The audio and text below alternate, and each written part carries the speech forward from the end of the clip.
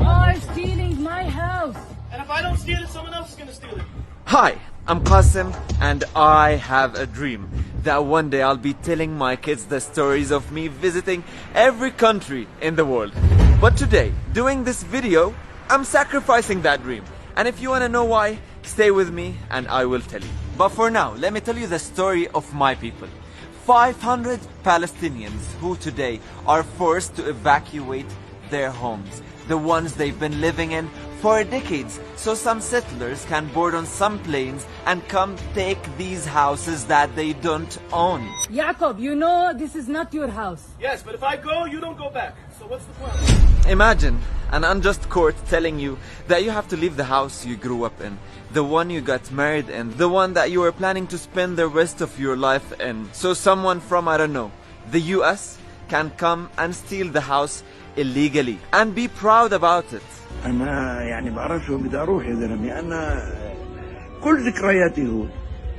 أنا طفولتي هون، فتوتي هون، شبابي هون، دراستي هون، مدرستي من هون، تخريجي من جامعة من هون، تجويزي وأولادي من هون، كلهم بهذا الدار.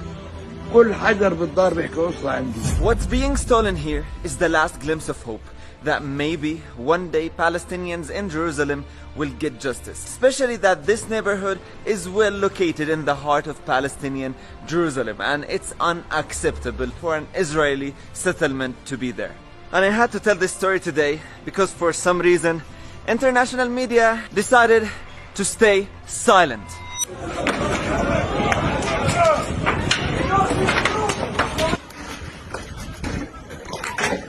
So, Israel claims that before 1948, these lands and houses belonged to Jews. And court has decided that the claim is right. But are you really serious, dear court?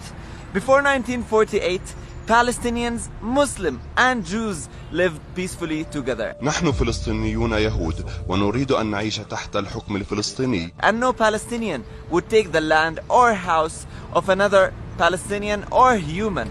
That's only what Israel does, not us. But if you're actually serious, how about you give my grandfather back his house in Jaffa, the one he lost in 1948? Of course you wouldn't. But anyway, the real story here is that Jordan donated these lands in Jerusalem, and UNRWA decided to donate the money to build houses on them, so these refugees from Jaffa and other parts of occupied Palestine can have homes after Israel occupied their homes. So imagine getting kicked out of your house twice due to occupation. First in 1948 from Jaffa and other parts of occupied Palestine, and 60 years later from Jerusalem. هذا بيتي، هذا بابي.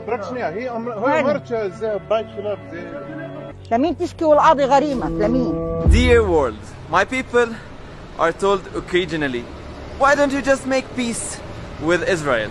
It's all in the past now, just get over it. But you have to understand that what's happening is an ongoing occupation. Lands are still being taken. Settlements, illegal ones, are still being built, and the people of Sheikh Jarrah neighborhood are fighting for their right to stay in their homes right this moment you're watching. They're being assaulted, brutally beaten and killed. And that's why I had to talk about it. And this is not just news. You can easily follow and see what's happening live if you go on some accounts on Instagram of the people who are living there. I can see live what's happening there, and you can easily see the brutality of the Israeli army and forces. And